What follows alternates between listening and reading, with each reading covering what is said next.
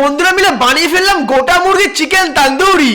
রাত 9টার সময় 3 বন্ধু স্কুটি নিয়ে বেরিয়ে পড়লাম চিকেন কিনতে। ছোট সাইজের মুরগির নাবাবাদে নিয়েছিলাম 3 কিলো ওয়েটের একটা গোটা মুরগি। রাতের বেলা আমরা মাংস কিনতে দোকানে গেছি, দোকানদার বলছে যে মাংস রাতের বেলা কেটে দেওয়া যাবে না, তাই গোটাই নিয়ে চলে এসেছি, নিজেরাই কেটে নেব। মুরগিটাকে নিজে হাতে মার্ডার করে তার ছাল চামড়া গুলো ভালো করে পরিষ্কার করে দিলাম। সেই মুরগির ডেড বডি চিকেনটাকে ভালো করে জল দিয়ে ধুয়ে ফ্রেশ করে দিচ্ছিলাম, যাতে চিকেনের গায়ে কোনো রক্ত না লেগে থাকে।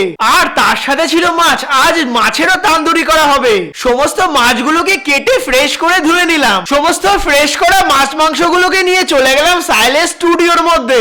আজ তান্দুরিতে যে সমস্ত মশলাগুলো ইউজ হবে সমস্ত মশলাগুলো একটা বাটিতে রেডি করে ফেলছিলাম। বাটিটা ছোট হবার কারণে মশলাগুলোকে মিক্স করতে পারছিলাম না। তারপরে বড় একটা পাত্রে মশলাগুলোকে ঢেলে মিক্স করে মশলাগুলোকে রেডি করে ফেললাম। সমস্ত চিকেনের গায়ে আমি ছুরি দিয়ে ছিঁড়ে দিচ্ছিলাম, যাতে মশলাগুলো মাংসের মধ্যে ভালোভাবে ঢুকতে পারে। তারপরে আমি আর সাইড সমস্ত চিকেন এবং মাছগুলোকে ম্যারিনেশন করছিলাম। চিকেন তান্দুরি তো মাঝে মধ্যেই করে খাওয়া হয়, কিন্তু এই তেলাপিয়া মাছটা তো ফার্স্ট টাইম করা হচ্ছে। ম্যারিনেশন কমপ্লিট করে চলে গেলাম আজকে দেশি জুগানের তন্দুরটা রেডি করতে। বেসিক্যালি আজকে যেটা বানিয়েছি আমরা, এটা তান্দুরের তও বলা যায় না। 4টে ইট এবং কিছু কাঠ দিয়ে একটা টেক্সচার তৈরি করেছি। তারপরে ম্যারিনেট করা চিকেনটার মধ্যে ভালোভাবে শিক ঢুকিয়ে দিয়ে দিলাম আগুনের উপরে। চিকেনটা 20% রোস্ট হওয়ার পরে করতে হবে বাটার ব্রাশ। আমাদের কাছে ব্রাশ না থাকার কারণে আমরা কলা গাছের পাতার উপরের অংশটা কেটে নিয়ে চিকেনে বাটার ব্রাশ করেছি। চিকেনটা 50% রোস্ট হতে না হতেই তার থেকে তান্দুরের ফ্লেভার বেরাচ্ছিল।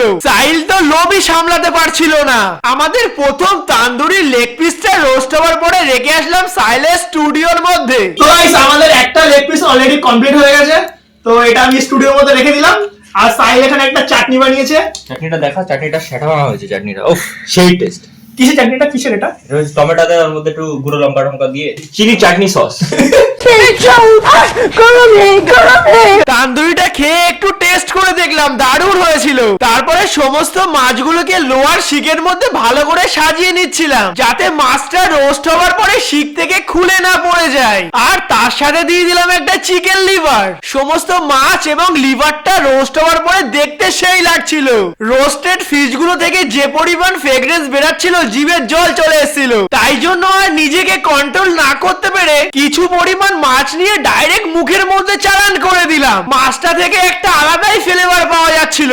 আমাদের সমস্ত রোস্টেড তান্দুরি কমপ্লিট করে বন্ধুরা একসাথে খেতে বসে পড়লাম। আর এই ঠান্ডার মধ্যে এমন রোস্টেড চিকেন পেলে তো কোনো কথাই হবে না। আর আজকে তান্দুরিটা খেতে সেই টেস্টি হয়েছিল। চিকেনটার উপরে বিট লবণ দিয়ে সাইলের বানানো সসের মধ্যে চিকেনটা ডিপ করে খেতে একটা আলাদাই লেভেলের টেস্ট লাগছিল।